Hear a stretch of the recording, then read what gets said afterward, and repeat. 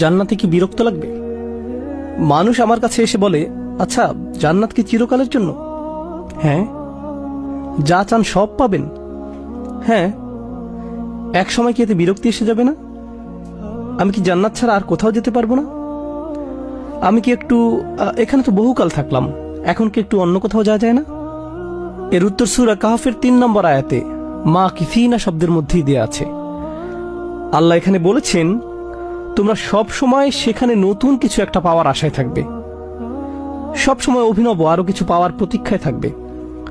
আর এটা আসলে সুখের মনস্তত্ত্বের গহীনে লুকায়িত একটা ব্যাপার, পুরস্কারের মনস্তত্ত্বের সাথে জড়িত একটা ব্যাপার। কোন পুরস্কারের আসল আনন্দ পাওয়া যায় আসলে পুরস্কার পাওয়ার ঠিক আগের মুহূর্তে।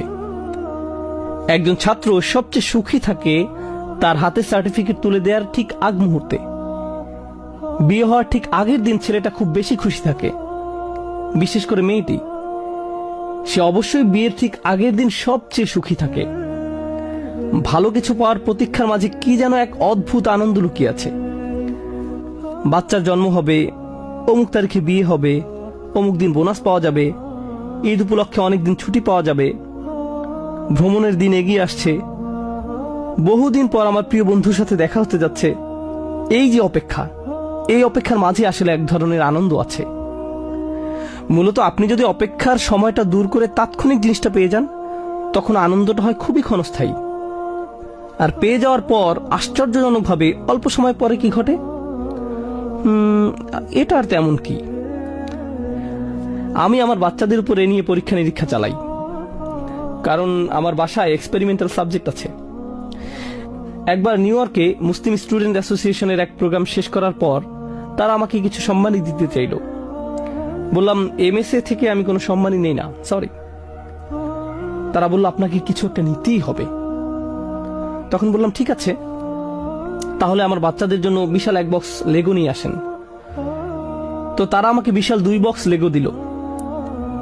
বাসায় এনে আমি সেগুলো শেলফে রাখলাম।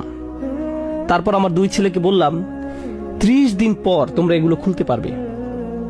তারা 2জন পুরো অস্থির হয়ে গেল, পাগল হওয়ার মতো অবস্থা। আব্বা, আমরা কি এখন খুলতে পারবো? আব্বা, আমরা কি এখন খুলতে পারবো? Please please please. না, 30 দিন পর।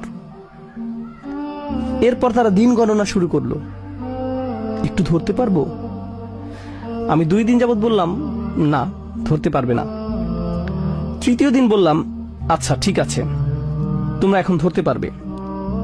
তারা খুশিতে চকমক করে বক্সগুলো স্পর্শ করতে লাগলো। খুলতে পারবো? না, খুলতে পারবে না। আরো 28 দিন। এভাবে 1 মাস পার হয়ে গেল। এই সময়টাতে তারা সবচেয়ে বেশি সুখী ছিল। দিন গণনার মাঝেই একটা আনন্দ, টেনশন এবং আনন্দ। এরপর আমরা বক্সগুলো খুললাম। প্রায় 6 ঘন্টা যাবত আমার ছেলেদের আর কোনো হুঁশ ছিল না। লেগোগুলো দিয়ে তারা বিভিন্ন ধরনের জিনিস বানাতে লাগলো। ওয়াও, এটা কি বড়! এভাবে 3 দিন যাবত তারা এগুলো নিয়ে পুরোপুরি আচ্ছন্ন হয়ে থাকলো। আর এখন সেই একই খেলনাগুলো আমার রুমে সেলফের মধ্যে রাখা আছে। তারা কখনো এগুলোর কথা আর জিজ্ঞেসও করে না।